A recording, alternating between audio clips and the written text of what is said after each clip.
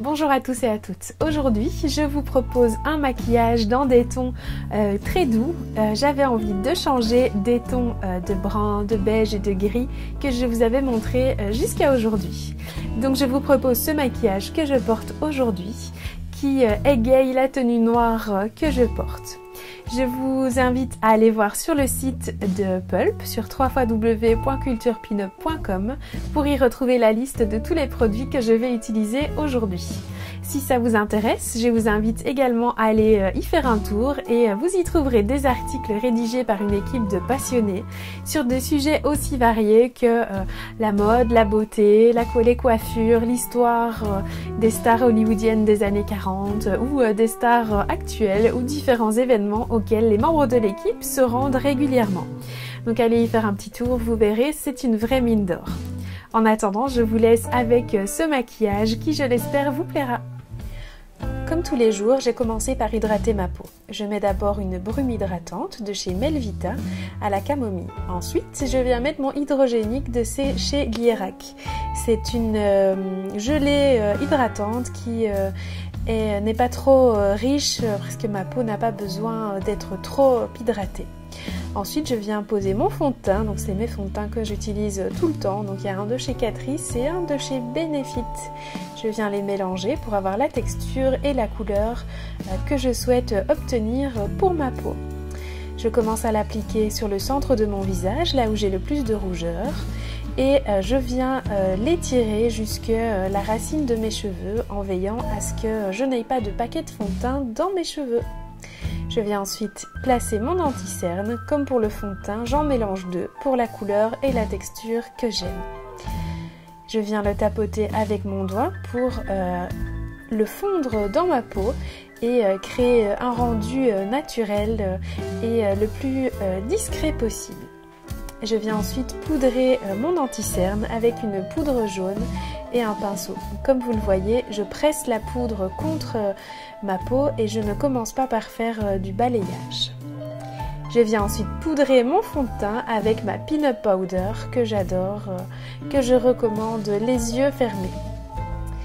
Je viens ensuite préparer mes paupières avec l'équivalent d'un grain de riz de base à paupières pour faire en sorte que mon maquillage tienne toute la journée. Je vais utiliser ici une palette de blush pour créer mes couleurs sur mes yeux. Donc la première couleur, c'est un orangé rosé que je viens poser sur toute ma paupière mobile. Ensuite, je viens creuser ma paupière avec une couleur qui est un bois de rose de ton moyen. Pour accentuer mon creux de paupière, je viens prendre une couleur framboise irisée que je viens placer toujours dans le creux de ma paupière avec cette fois-ci un pinceau beaucoup plus pointu pour plus de définition. Pour éviter d'avoir une ligne dans mon maquillage, je viens flouter tout ça avec un pinceau qu'on me dit qui s'appelle un pinceau fluffy. Je viens ensuite prendre cette couleur prune que je vais venir poser au coin externe de mon œil pour le définir un petit peu plus. Si comme moi vous avez des chutes d'ombre à paupières, vous pouvez toujours venir avec votre pinceau poudre pour l'estomper. Pour ajouter encore un petit peu de lumière à mon maquillage, je viens ajouter une touche de doré dans le coin interne de mes yeux. Que serait un maquillage pin-up sans son liner ? Je viens donc poser un liner noir. Celui-ci, c'est mon liner préféré. Je n'utilise que celui-ci. C'est un liner de chez Physician Formula et qui a un embout en forme de pinceau qui est très facile d'utilisation et qui a vraiment une très bonne tenue. J'essaye de faire en sorte que mes deux yeux soient symétriques. Je viens ensuite appliquer mon mascara en haut et en bas. Ça va terminer mon maquillage et ça va me permettre d'agrandir mon regard et de me donner un look glamour. J'aurais pu mettre des faux cils si je voulais un look encore un peu plus dramatique. Je termine par venir tracer mes sourcils et j'essaye qu'ils restent naturels. pour le blush, je viens utiliser la couleur que j'avais posée sur ma paupière. Donc ici, je fais un mélange de bois de rose et d'un rose très clair irisé en guise d'highlighter. J'essaye que ça reste un maquillage très frais et doux. Je viens ensuite, comme toujours, poser mon crayon à lèvres et ensuite mon rouge à lèvres rouge.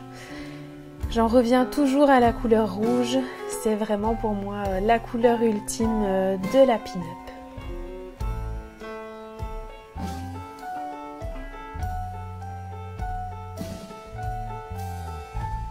Et voilà, votre look est terminé.